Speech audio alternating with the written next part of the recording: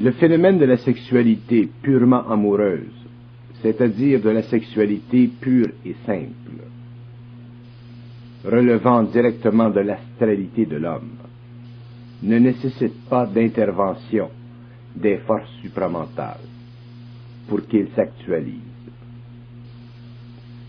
Cependant, lorsque l'homme est lié à une femme, au niveau de l'âme, sa vie sexuelle peut être réduite si le lien avec la femme doit servir à l'évolution de leur esprit.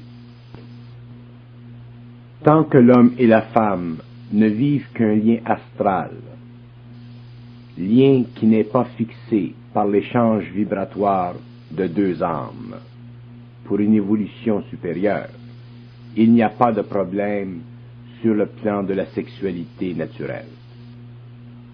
Mais dès que deux âmes se rencontrent et doivent échanger leurs vibrations pour une évolution supérieure, la sexualité peut être retardée et même grandement diminuée afin que l'énergie du couple serve au développement du corps mental supérieur. Si deux âmes se rencontrent pour une évolution vers le mental supérieur, tel qu'il en est le cas aujourd'hui chez plusieurs couples, le couple doit éventuellement substituer l'amour passionnel astral et l'élever au niveau de l'amour mental, c'est-à-dire de l'amour de l'âme. Au niveau de l'amour de l'âme, les forces de l'amour astral, de l'amour passionné, sont brisées, c'est-à-dire réduites parce que ces forces ne sont pas du domaine de l'esprit, mais du domaine de l'ego. Si deux âmes se rencontrent pour une évolution supérieure, l'ego, lui, ne le sait pas au début, mais l'apprendra avec le temps. S'il ne l'apprend pas, si l'ego ne le réalise pas profondément, il souffrira éventuellement de cette loi de l'âme qui veut que l'ego se transforme en esprit, c'est-à-dire que le corps mental supérieur se développe afin que l'homme puisse connaître et comprendre cette évolution. Alors la souffrance provenant de l'amour passionné qui diminue, disparaît, et l'homme et la femme s'élèvent en esprit. Le grand problème de l'homme et de la femme moderne, liés sur le plan passionnel, et dont les âmes cherchent l'union commune de leur esprit, est qu'il n'est pas compris ni expliqué, de sorte que l'homme souffre souvent d'une impotence dans sa sexualité avec celle qu'il aime, et son ego ne peut comprendre comment il est possible que la sexualité s'affaisse avec celle que l'on aime et redevienne normale avec un étranger ou une étrangère. L'ego est perturbé et très souvent s'imagine qu'il souffre de problèmes psychologiques, lorsqu'en fait sa souffrance doit être comprise selon un mode supérieur de réalisation qui puisse complètement l'éclairer, afin que disparaisse la souffrance provenant d'une telle situation. L'ego qui est lié à une âme, qui cherche à évoluer avec une autre, doit le savoir. Sinon, il risque de subir l'influence vibratoire de l'âme tout au cours de sa vie et en souffrir pendant de nombreuses années et voir sa vie tourner en échec, alors que cet échec aurait pu être transformé en un gain extraordinaire, tout ceci à cause du manque de compréhension infligé, si vous voulez, à la conscience égoïque, qui ne comprend pas ce qui se passe réellement derrière le tableau psychologique que se trace l'ego de son comportement. L'homme et la femme doivent réaliser que l'âme a un pouvoir vibratoire sur leur corps, et ces derniers doivent comprendre les lois de ce pouvoir vibratoire afin que les couples ne souffrent plus de leur sexualité psychologiquement. Lorsque deux âmes s'unissent pour une évolution supérieure, par le biais de l'expérience de deux égaux, ces deux égaux ont grand avantage à le réaliser et à en comprendre tous les aspects, car deux âmes qui se rencontrent dans l'expérience matérielle se situent l'une envers l'autre au-delà du bien-être psychologique de l'ego. C'est alors à l'ego de comprendre son état d'âme et non à l'âme de perdre l'opportunité d'évoluer. L'âme évolue par l'expérience de l'ego. Si l'ego comprend le plan de l'âme, il souffrira moins et enfin ne souffrira plus de la vibration puissante de l'âme dans sa vie. Et toute sa vie sera changée et ne sera plus vécue dans l'ignorance psychologique qui caractérise les blessures de l'ego, tant qu'il n'est pas dans la conscience supramentale où l'esprit en lui comprend les subtilités des rapports entre l'âme et l'ego. La sexualité naturelle de l'homme n'entrave aucunement l'évolution de l'âme, pourvu que l'ego ait compris que la sexualité ne peut être le centre de sa vie conjugale, le point majeur, si les deux âmes sont réunies dans une expérience matérielle pour une évolution supérieure, c'est-à-dire le développement du corps supramental ou l'esprit de l'homme. Puisque l'on ne souffre pas de ce que l'on comprend, il est évident que l'ego a avantage à comprendre sa relation vibratoire avec l'âme, rapport qui puisse affecter son comportement sexuel. Mais ce n'est que lorsque l'ego a été vibratoirement ajusté à l'âme qu'il lui est possible de ne plus souffrir de l'influence de l'âme sur son comportement sexuel. Le couple peut alors vivre avec ou sans sexualité selon le degré de rapprochement alloué par l'âme des deux êtres matériels. Pour qu'un homme et une femme évoluent vers une conscience supérieure, il est nécessaire à un certain point, au cours de l'évolution des deux âmes, qui recherchent une expérience évolutive commune, que la sexualité naturelle soit fixée par l'âme, car c'est elle qui désire l'évolution, et c'est selon son désir que doit se comporter l'ego. Or, si l'ego est suffisamment attentif à l'intelligence universelle en lui, cette intelligence lui expliquera son rapport avec l'énergie de l'âme, et l'ego ne souffrira pas de sa vibration et de son influence sur son comportement sexuel. Mais si l'ego s'entête dans sa sexualité amoureuse et ne veut pas lâcher prise, il en souffrira car l'âme a des desseins qui demeureront inconnus.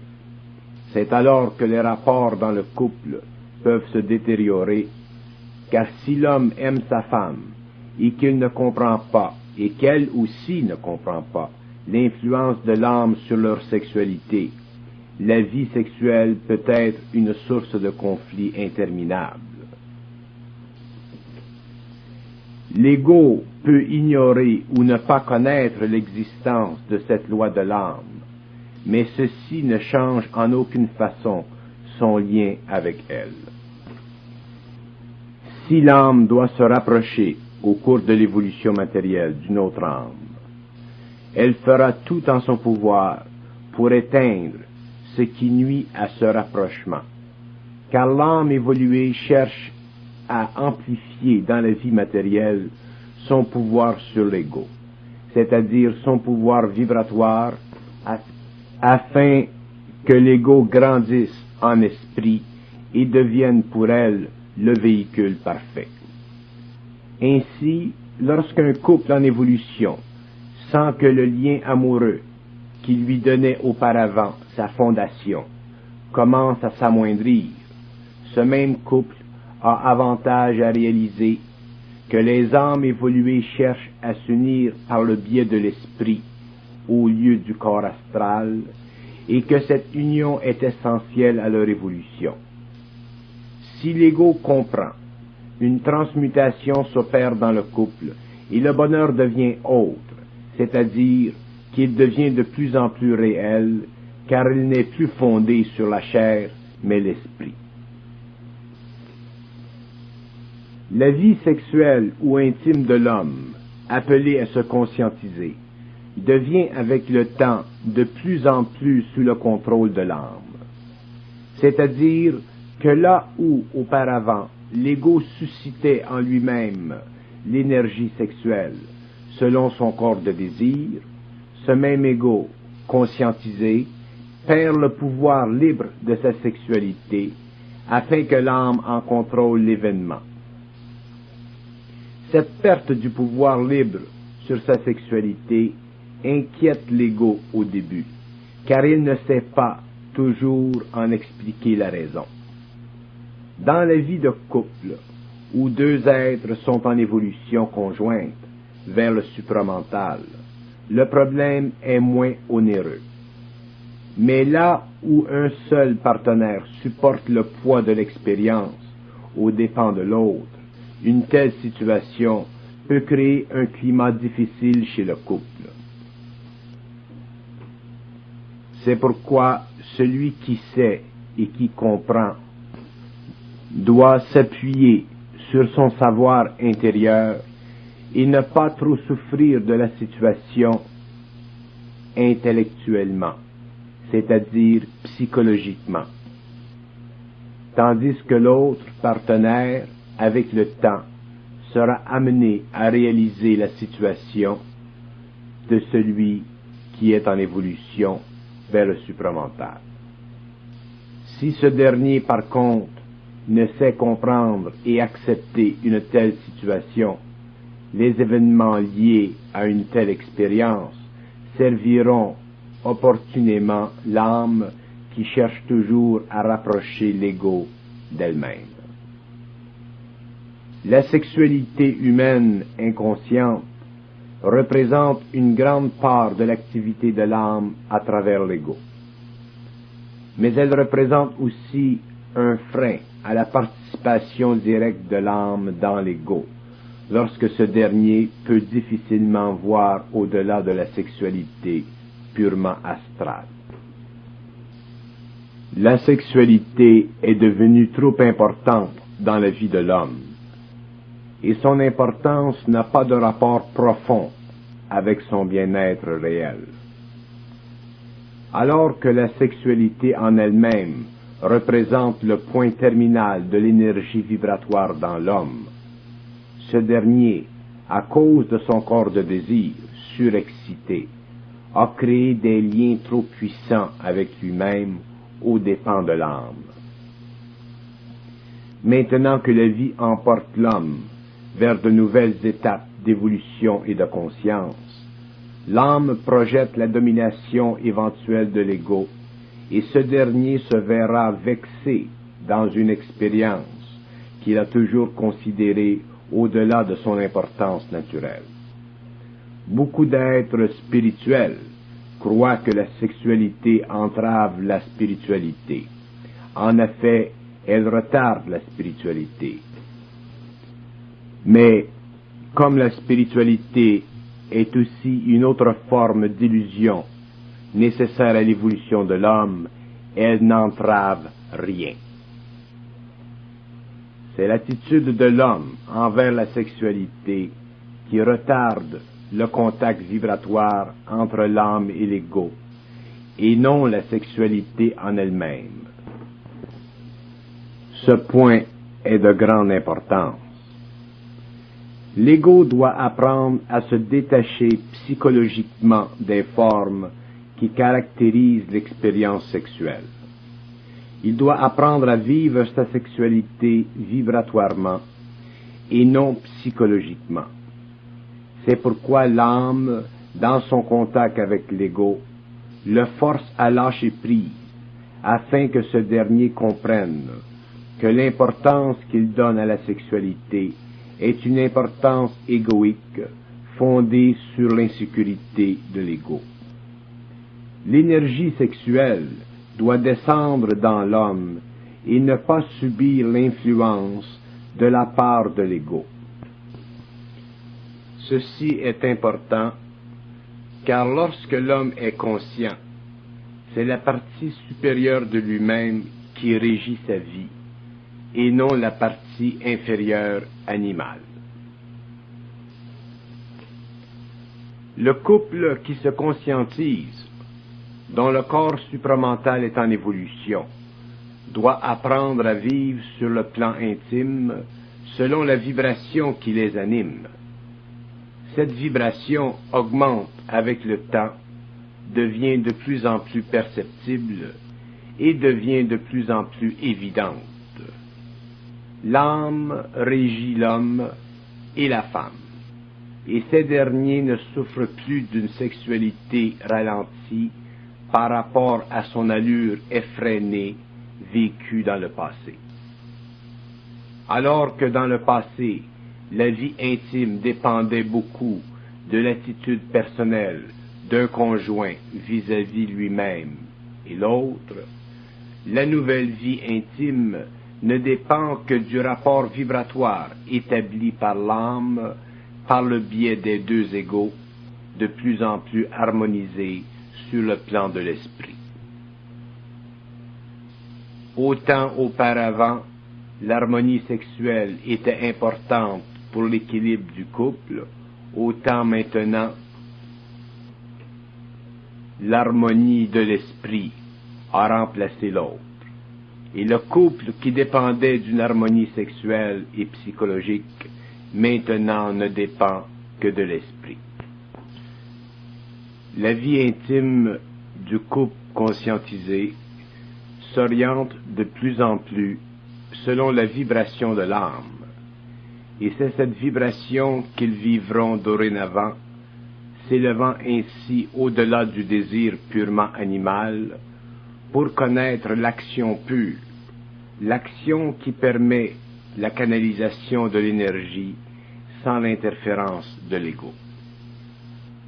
Lorsque la vie intime ou sexuelle sera libérée des formes et des sentiments qui lui servent de tremplin, la sexualité redeviendra naturelle, c'est-à-dire que l'âme aura une fois pour toutes le contrôle sur l'évolution et la propagation de la race. Le problème de la sexualité est grave chez l'homme, car ce dernier enfreint les lois de l'âme. Il en résulte sur la planète une surpopulation qui risque de créer des problèmes très graves dans les pays pauvres. Le couple ascendant vers le supramental intériorise sa conscience de plus en plus, de sorte que la vie intime perd l'importance qu'elle a au cours de l'évolution, car la perspective de vie change totalement, de sorte que la vie intime du couple s'altère du point de vue psychologique. Cette altération coïncide de plus en plus avec un niveau de conscience supérieur qui désengage l'ego dans son expression sexuelle et le libère du fardeau psychologique de cette expérience mal vécue et mal comprise. Tant que la sexualité est vécue sans obstacle, le couple n'en souffre pas. Mais dès que des obstacles apparaissent et ternissent l'expérience, le couple doit en comprendre les raisons afin d'en dépasser le point de vue purement psychologique, qui n'est qu'un effort de l'ego, effort subjectif et ignorant de rééquilibrer ou de tenter de rééquilibrer ce dont il croit être le responsable. La sexualité du couple, la vie intime, doit être démystifiée. Elle doit être comprise à la lueur des lois de l'âme, afin que le couple puisse avancer dans la vie et pénétrer dans les mystères de la conscience humaine, sans que les aspects de cette conscience en évolution transpose sur le plan psychologique des événements qui risquent d'être mal compris et de créer pour rien de la souffrance. L'homme souffre suffisamment dans son esprit, l'homme souffre suffisamment sur le plan de la philosophie de la vie, sans pour cela souffrir sur le plan de sa vie intime. Mais l'homme est une totalité, et la relation entre l'ego et l'âme est une relation qui devient de plus en plus parfaite et de plus en plus totale, de sorte que tous les aspects de l'homme, tous les aspects de la vie de l'homme doivent être filtrés et compris à la lueur de l'importance du jeu que joue l'âme dans l'expérience de l'ego. C'est pourquoi la sexualité doit être comprise et vécue dans le cadre des lois réelles de l'évolution et non dans le cadre de l'expérience purement astrale et animale de la nature humaine. L'homme puise dans son acte sexuel une énergie qui raccorde son émotion et son mental. Cette énergie est puissante, mais comme toute expérience, doit être vécue naturellement, c'est-à-dire en conformité avec les lois de l'âme et non les attitudes de l'ego. L'ego ignorant, inconscient, s'approprie le plaisir pour remplir un vide en lui-même, tandis que l'ego conscientisé ne s'approprie pas le plaisir sexuel pour remplir un vide, mais vit le plaisir car il découle d'une condition heureuse de la vie, condition nécessaire et essentielle lorsqu'elle est vécue selon la loi de la vie et non l'illusion de l'ego qui veut remplir sa vie déjà vide de sens réel. Quand la sexualité devient un alibi, une béquille, sans laquelle le couple ne peut être en harmonie, il y va de soi que tout mouvement de l'âme dans un tel couple sévèrera l'importance qu'on aura donnée à la sexualité pour élever la vibration du couple en remplaçant l'énergie astrale par l'énergie mentale. L'âme a ses raisons et souvent l'homme, ne comprenant pas les raisons de l'âme à cause de son inconscience, ne voit pas pourquoi elle agit de telle ou telle façon. C'est pourquoi, dans le cas du couple où la sexualité est affectée par l'âme et où l'on ne retrouve qu'un individu suffisamment conscientisé pour réaliser ce qui se passe, il devient nécessaire que ce même individu attende le dénouement de l'expérience sexuelle affectée. Il se peut que l'âme se serve de cette expérience pour rapprocher l'autre partenaire d'elle-même, ou qu'elle se serve de l'expérience pour amener l'un à reconnaître quelque chose de neuf dans l'autre. Il se peut aussi, si l'un des conjoints est insuffisant dans son évolution, que l'âme se serve de la situation pour forcer chez lui une expérience douloureuse qui l'amènera plus tard à se conscientiser. Mais quelle que soit la raison de l'âme, celui qui comprend la nature de l'influence de l'âme dans la vie intime doit apprendre à attendre patiemment que son partenaire aussi découvre ce qu'il a à découvrir. Une fois que cette compréhension est bien établie, le partenaire conscient se sentira soulagé et souffrira de moins en moins de l'expérience personnellement. Lorsque deux âmes s'unissent dans l'expérience matérielle, le but de leur union dans la matière ne peut être retardé par les conditions de l'ego ou des égos qui forment le couple. Et dans le cas de la sexualité humaine, le rapprochement de deux âmes, selon le plan de vie de ces deux âmes pour l'ego, est effectivement relié à une dimension occulte et ne peut être comprise que lorsque l'homme et la femme sont suffisamment conscientisés pour que s'engendre dans leur esprit l'intelligence universelle de ce plan. Voilà la raison pour laquelle il y va de l'harmonie d'un couple, de bien comprendre ce qui se passe en eux lorsque l'âme se rapproche des égaux et tente de les unir sur un plan supérieur de vie mentale. Puisque l'homme croit énormément à l'importance de la sexualité, il est normal que l'âme s'attaque à cette expérience pour lui faire reconnaître sa présence.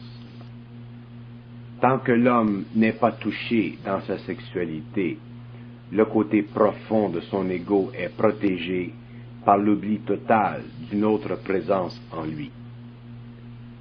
Mais lorsque cette présence se fait sentir, l'ego n'a pas de choix que de réagir, car il est touché dans le secret de son être, dans le profond de son autonomie biologique. Or, la réalisation que même l'autonomie biologique peut être suspendue par une force intérieure le bouleverse et le transforme. L'homme conçoit plus facilement que son esprit soit touché par les forces intérieures, qu'il ne conçoit que ces mêmes forces puissent engendrer en lui ce qu'il croit être l'impuissance sexuelle. Et pourtant, les forces de vie, qu'elles passent par le mental, ou l'émotif, ou le vital, sont toujours les mêmes forces. C'est l'ego de l'homme qui divise l'homme et lui fait croire à une autonomie, à un libre arbitre, même à un libre arbitre sexuel. Lorsque l'homme se conscientise, il s'aperçoit que le libre arbitre est impuissant dans sa sexualité, car les forces proviennent de plus haut que lui. S'il comprend l'origine des forces intelligentes et leur activité sur les plans qui déterminent sa nature humaine, il peut plus facilement voir et concevoir que ce qui est en haut est en bas. Il lui est alors plus facile de lâcher prise au niveau de son ego et commencer à grandir dans une nouvelle conscience qui établira chez lui de nouvelles règles de vie, où le passé n'aura plus de parallèle avec l'avenir.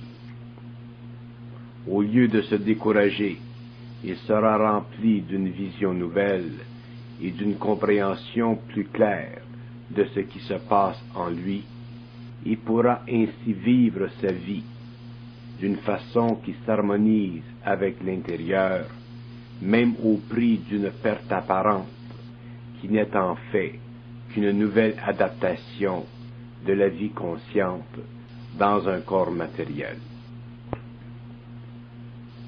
Lorsque deux âmes s'unissent en vue d'élever le taux vibratoire de leur véhicule matériel, les lois de l'esprit doivent primer sur les lois du corps matériel. Si l'ego, à cause de son orgueil et de sa vanité, ne perçoit l'activité de l'âme, il souffrira de cette activité et son caractère naturel, au lieu de s'enrichir, se ternira. Par contre, si l'ego apprend à reconnaître en lui l'activité intérieure, même dans le domaine de l'expérience intime, il sentira un allègement de sa condition humaine, car son activité sexuelle, au lieu de forcer en lui le passage de l'énergie, la canalisera, et toute énergie canalisée, c'est-à-dire conscientisée, élève le taux vibratoire de l'ego et rend l'homme ou la femme plus sensible à tous les niveaux de son expérience. Autant le mental est important en tant que canal, autant l'émotif et le vital sont importants.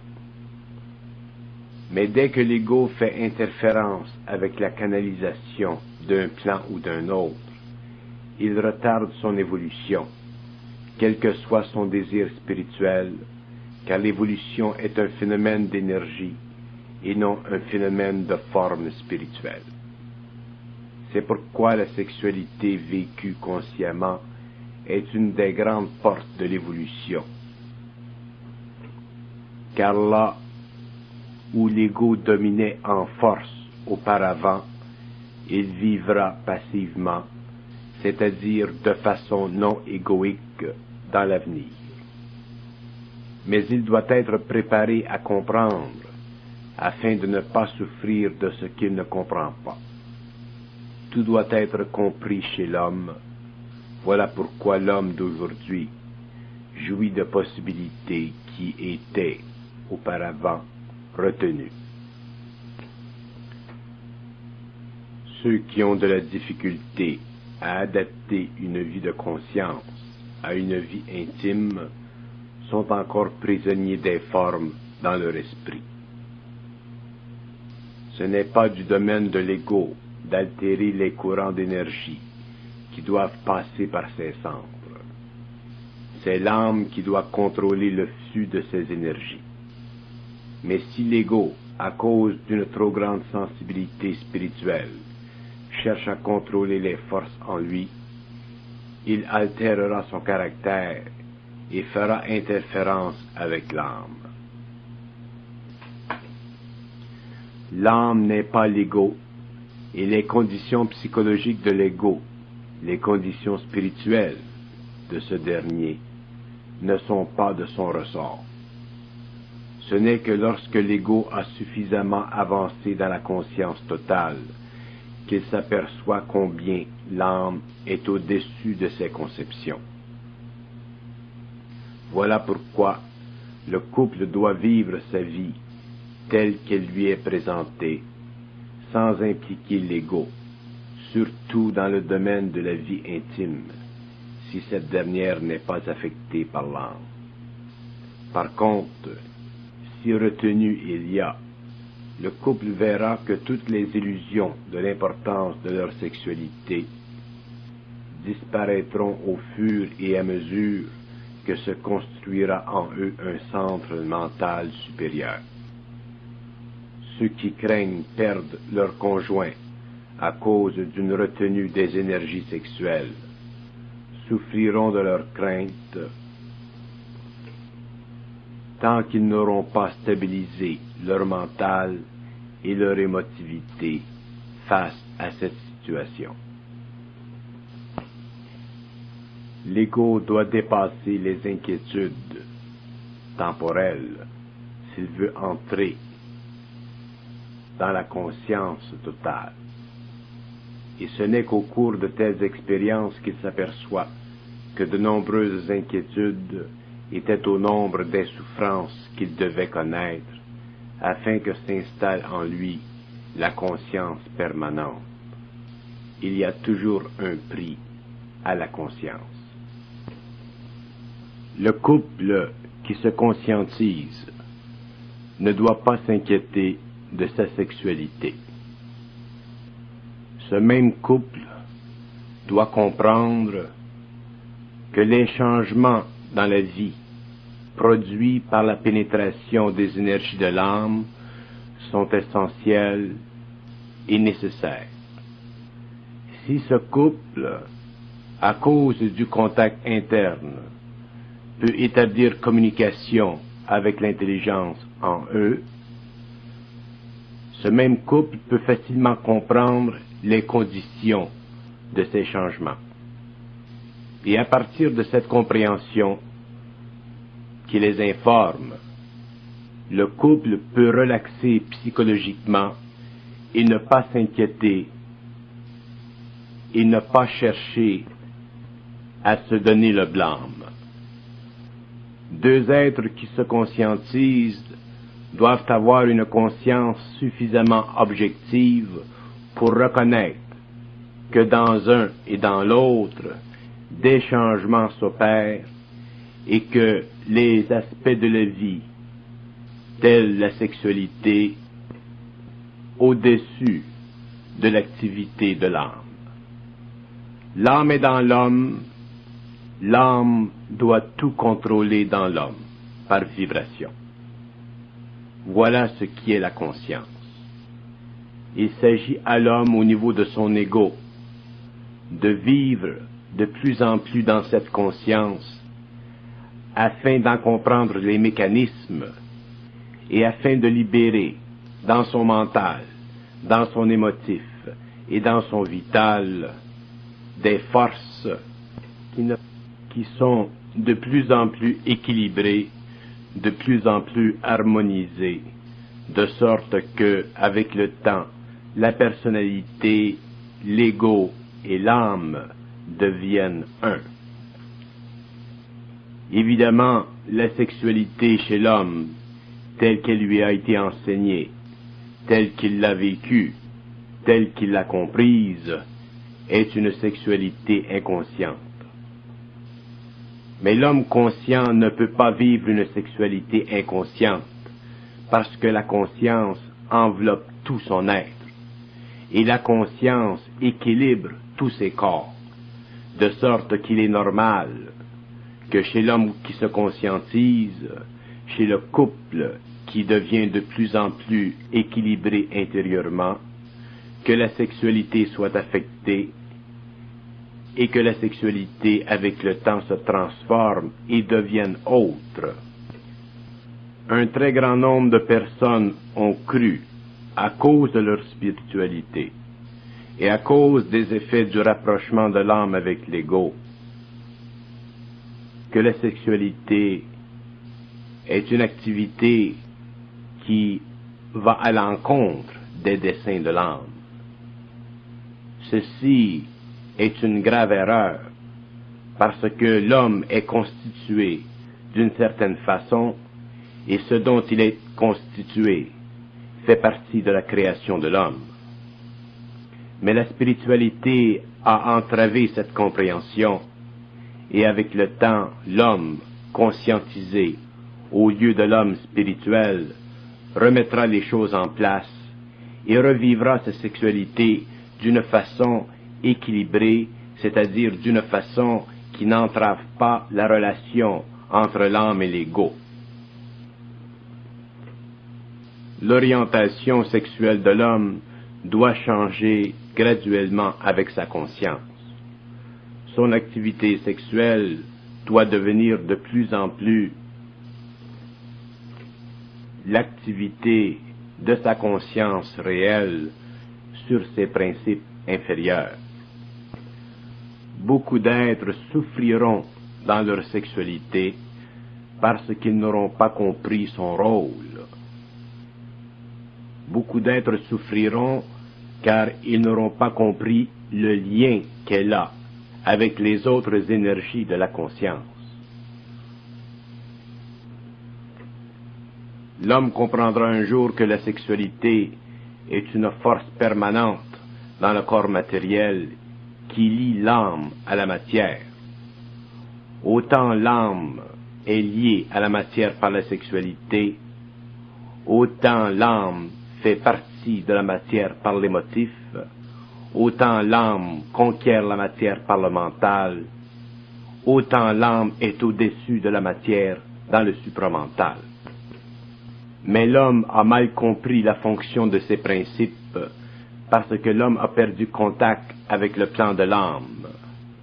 Et lorsqu'il renouera contact avec le plan de l'âme, il comprendra et conviendra que tout ce qu'il fait sur le plan matériel, tout ce qu'il fait sur le plan émotif et mental, et tout ce qu'il fait sur le plan supramental, coïncide avec l'énergie de l'âme au fur et à mesure qu'il s'harmonise avec elle, et cette coïncidence devient avec le temps de plus en plus parfaite, de sorte qu'avec le temps, la conscience de l'homme devient de plus en plus équilibrée. Mais avant que l'homme en arrive à cette expérience, à cette compréhension, à cette vie, il doit vivre des expériences souvent pénibles, car il doit défaire ce qui a été mal fait. Il doit recomprendre ce qui a été mal compris et revivre d'une autre façon une vie mal vécue. C'est pourquoi plus vite les couples sortiront de leur ignorance, plus vite ils se verront objectivement dans leur personnalité, plus vite ils sentiront en eux l'énergie de l'âme qui guide l'évolution, plus vite ils cesseront de souffrir de leur personnalité et de leur ego non ajusté. Et c'est à partir de ce moment-là que tous les aspects de la vie, toutes les activités de la vie, même les activités les plus intimes, telles la sexualité, deviendront claires, deviendront sains, deviendront simples, comme la vie doit l'être. L'homme d'aujourd'hui a l'occasion, l'opportunité de comprendre par des moyens qui sont au-delà de son ego. Si son ego et sa personnalité s'unissent, l'expérience devient profonde, réelle et totalement compréhensive, permettant à l'ego et à la personnalité de s'harmoniser, permettant au couple de devenir un à un autre niveau et permettant à l'homme et à la femme de vivre une vie sur tous les plans en parfaite harmonie. Mais l'ego doit mettre de côté ses conceptions personnelles, ses conceptions antiques, ses conceptions souvent fondées sur un corps de désir qui est au service des sens et non au service de l'âme. Que l'homme et la femme apprennent à être patients l'un envers l'autre dans leur expérience sexuelle nouvelle. Que le couple apprenne à se voir à travers la lentille de la transformation, au lieu de se voir à travers l'ignorance de la personnalité et les désirs souvent abrutissants d'un ego qui craint de perdre la face, car sa sécurité n'est pas réelle. Or, si vous vous apercevez qu'il y a diminution chez vous de l'activité sexuelle, chez vous ou chez votre conjoint, cessez donc de vous prendre au sérieux et réalisez donc une fois pour toutes que le zizi, c'est pas la fin du monde. L'homme n'a pas toujours de besoin de 3 repas par jour. Il peut très bien se suffire d'un petit déjeuner.